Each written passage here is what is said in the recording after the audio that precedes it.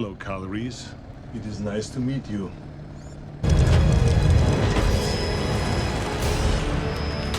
Bad boys, what you gonna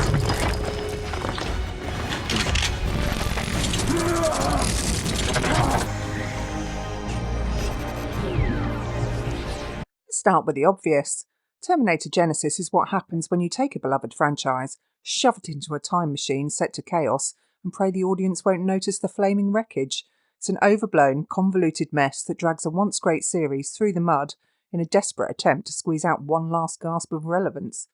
This is a film that looked at the disaster of Terminator Salvation and proudly declared, "Hold my beer." It doesn't just revisit the past, it bulldozes it, haphazardly snaps together the shattered pieces, and somehow manages to miss everything that made the originals iconic. If you've ever wanted to watch a franchise desperately scramble to relive its glory days, whilst careening off a cliff, this is your movie.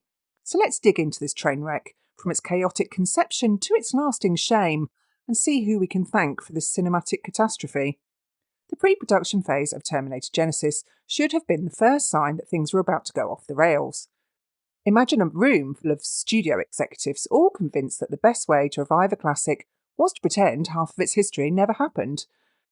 That's right, someone decided that the way forward was to ignore everything after Terminator 2 Judgment Day and start fresh by remixing the original films.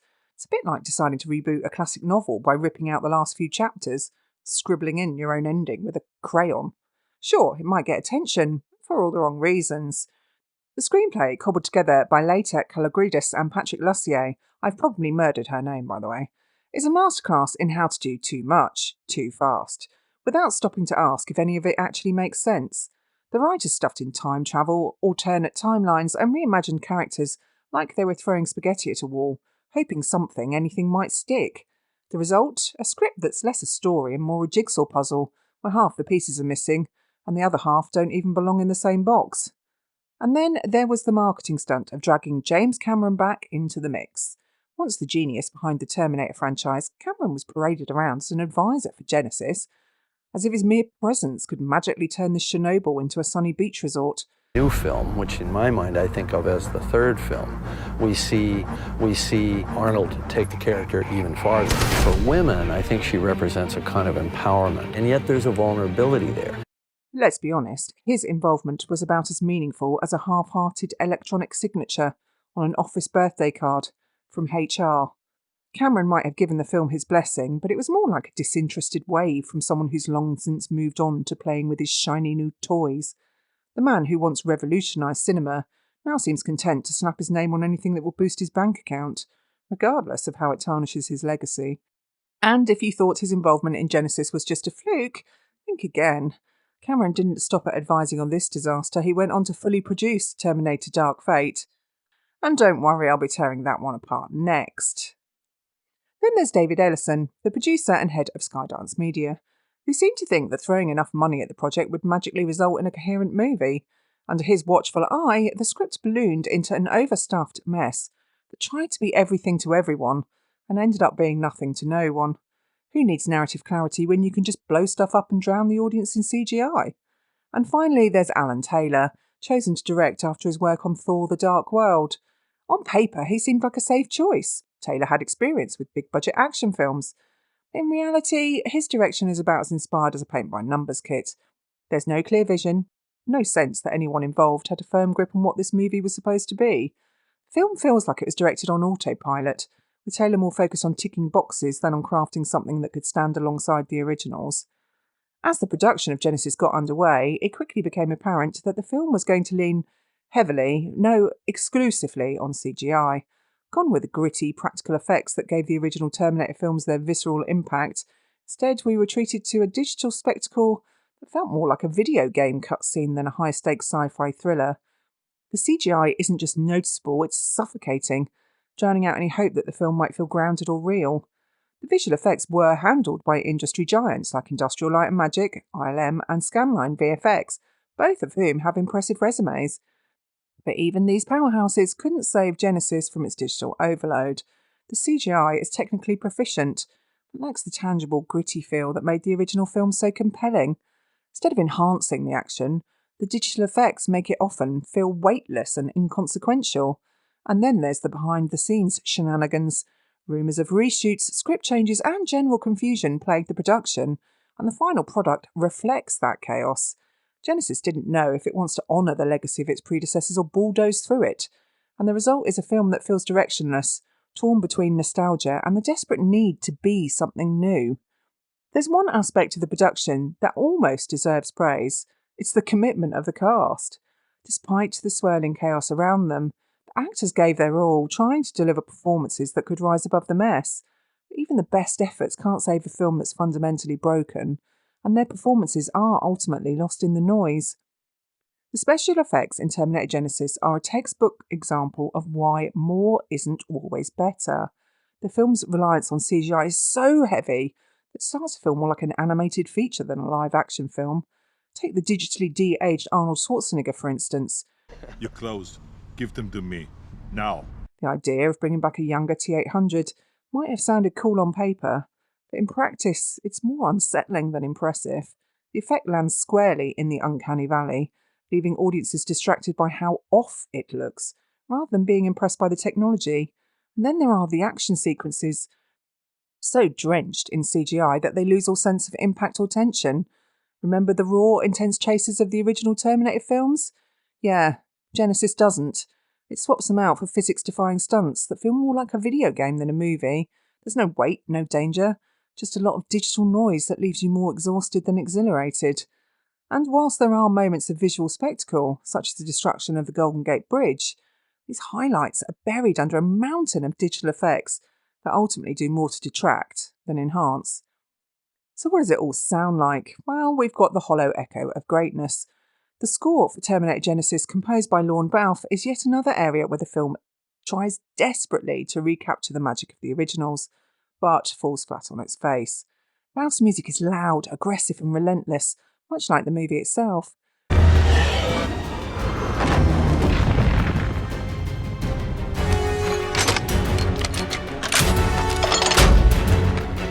But it's missing the haunting, iconic themes that Brad Fiedel brought to the table.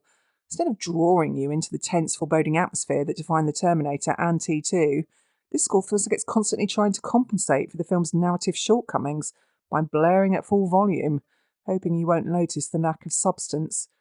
Balfe, who has worked on other high-profile projects, is no stranger to big bombastic scores. But in Genisys, the music often feels out of sync with the scenes it's supposed to enhance. Where Fiedel's score subtly underscored the action, adding layers of tension and dread, Balfe's work here often feels like it's shouting at the audience, trying to force an emotional response that the film itself can't deliver. The iconic Terminator theme does make a few appearances, but it's buried under layers of generic action cues and overwhelming orchestration, losing much of its original power. That said, the technical execution of the sound effects is polished. There's a crispness and clarity to the audio that shows real effort. Much like the film itself, the score and sound design for Terminator Genisys are emblematic of the film as a whole. Loud, flashy, and ultimately hollow. Now, the plot is a timeline so tangled it could make a time traveller weep. The film kicks off by revisiting the events of the original Terminator, which could have been a clever homage. It hadn't immediately spiralled into a labyrinth of alternate realities and time travel paradoxes. What starts as a nod to the franchise roots quickly devolves into a narrative nightmare. It's more likely to leave you with a migraine than a sense of nostalgia. John Connor, the hero of humanity, is inexplicably turned into the villain. A Terminator hybrid, no less. The twist is supposed to shock the audience. It comes off as a cheap gimmick rather than a meaningful plot development.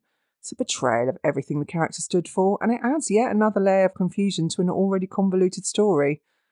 The film's approach to time travel is the equivalent of trying to untangle a ball of wool that's been through a blender. The original films handled time travel with a sense of logic and internal consistency, and whilst they weren't perfect, Genisys throws all that out the window. The constant jumping between timelines and realities leaves the audience disorientated and disconnected from the character's struggles. By the time the credits roll, you're left wondering if any of it actually mattered, or if it was all just an elaborate exercise in pointlessness. Spoiler alert, you were right. The dialogue does not help matters either. Characters spend far too much time delivering exposition, trying to explain the convoluted mess that is the film's storyline. Can't leave any future tech behind when we go.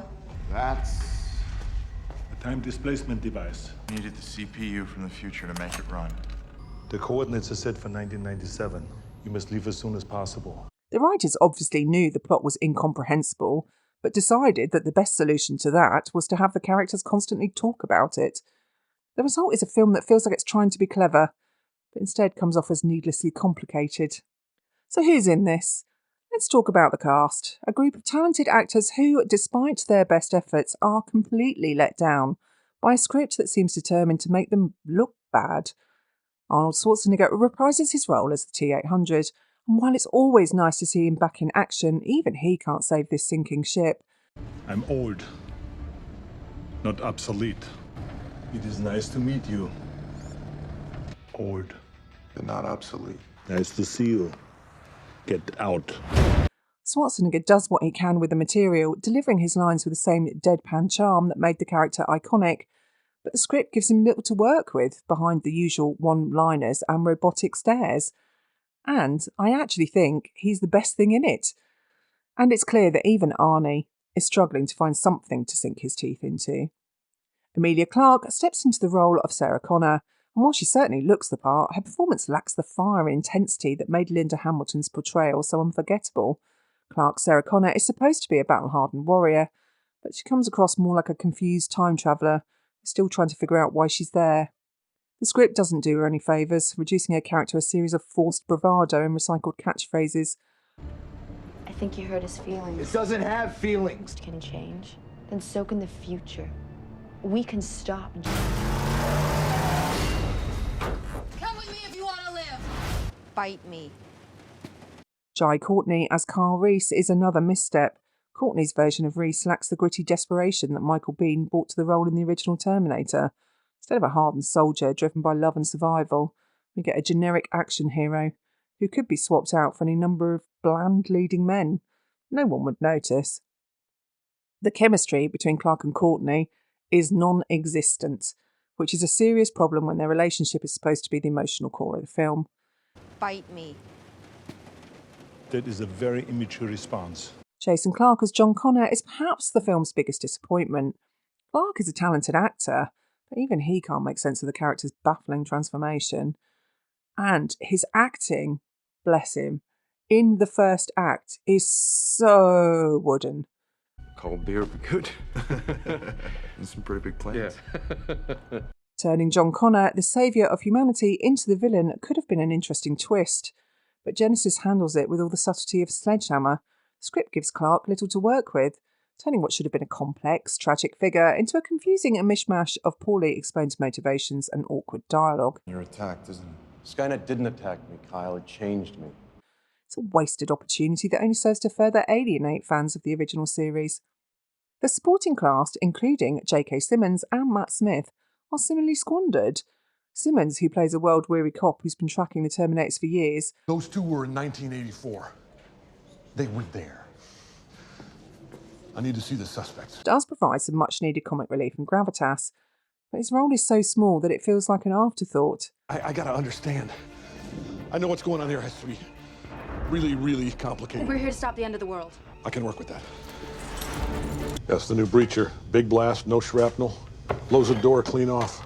You know, for people who can't do that themselves. Smith, who portrays the physical embodiment of Skynet, now called Genisys, is given even less to do, leaving you wondering why they bothered casting him at all. Both actors are capable of so much more, but Genisys fails to utilise their talents, opting instead for more convoluted plot twists. Oh, and don't forget the CGI set pieces. The original Terminator films weren't just about killer robots and time travel. They were also sharp commentaries on technology, fate, and the human condition. Genisys tries to tap into those same themes, but it does so with all the subtlety of a TARDIS to the face. The film attempts to explore the idea of fate versus free will, but it quickly gets lost in its own tangled narrative. The notion that the future is not set, that we have the power to change our destiny, was a powerful message in the original films. Here it's reduced to little more than a confusing subplot buried under layers of unnecessary complexity. Genisys also tries to comment on the dangers of artificial intelligence, but it never really commits to exploring the implications of its own story. Skynet, rebranded as Genisys, is no longer the terrifying faceless force of destruction that haunted the original films. Instead, it's a vague, corporate-looking app but somehow manages to be both underdeveloped and overhyped. The film gestures at big ideas about technology's impact on society, but it never stops long enough to say anything meaningful about them. It's all surface-level commentary without any real depth, leaving the audience with the sense that the filmmakers wanted to say something important, but didn't quite know what that was. When Terminator Genisys finally hit theatres, it was met with a collective shrug from both critics and audiences. The film's convoluted plot, lacklustre character development, and over-reliance on CGI were all common points of criticism. Fans of the original films were particularly disappointed, as Genisys failed to capture the spirit and intensity that made the Terminator and T2 so iconic. It's one thing to reboot a franchise, it's another to fundamentally misunderstand what made that franchise beloved in the first place. At the box office, Genisys performed moderately well, grossing over $440 million worldwide, but it fell far short of the blockbuster success the studio had hoped for. Paramount Pictures had expected Genisys to launch a new trilogy, but the lukewarm domestic reception, where it earned just $89 million, threw those plans into uncertainty. Instead of being a triumphant return to form, it was more like a clumsy stumble, and left audiences wondering if maybe it was time to let the franchise rest in peace. In the years since its release, Terminator Genisys has largely been remembered as a cautionary tale, a textbook example of how not to reboot a beloved franchise. The film's failure to connect with audiences serves as a reminder. Simply throwing money at a project and relying on nostalgia isn't enough to create a successful reboot. There needs to be a clear vision, a respect for the source material, and a compelling reason for the reboot to exist in the first place. It also highlights the dangers of overcomplicating a story. The original Terminator films were successful because they were tight, focused narratives with clear stakes and well-drawn characters. Genisys, by contrast, is a tangled web of timelines, alternate realities, and plot twists that ultimately collapses under its own weight. The film's muddled narrative and lack of memorable moments means that it hasn't left much of a cultural footprint. In the end, Terminator Genisys is a film so desperate to reinvent the wheel that it ends up a square. It's a bloated, confused, and ultimately pointless exercise in trying to revive a franchise that was better off left alone. Not only does the film fail to live up to the legacy, but it also actively dismantles what made them great in the first place. What was once a lean, mean sci-fi machine is now a clunky, over-engineered mess.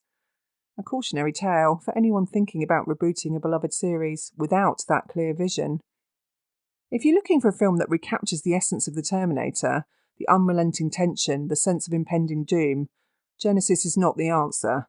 Instead, it's a chaotic muddle of half-baked ideas, unnecessary plot twists, and an apparent disregard for what made the original films iconic. This is a reboot that should have self-destructed before it made it out of the Skynet labs. But hey, that's just my take. What did you think of Terminator Genisys? Did it leave you more confused than entertained? Or were you able to find something to enjoy amid the chaos? Let me know in the comments. I'm curious to see how others navigated this tangled web of timelines and CGI. And if you enjoyed this honest review, don't forget to subscribe for more deep dives into Hollywood's hits and misses. And if you hated this video and everything I said, well, give me a thumbs down. Now, if Genisys left you wondering if the franchise could sink any lower, hold that thought, because next up is Terminator Dark Fate. With James Cameron back in the producer's chair, you might have hoped this would be the film to finally redeem the series. Well, I'll be diving into that mess next, so stay tuned for a review that pulls no punches. One thing's for sure, when it comes to reboots, sometimes it's better to let sleeping Terminators lie, or at the very least, not try to reanimate them with a script that should have been terminated at the first draft.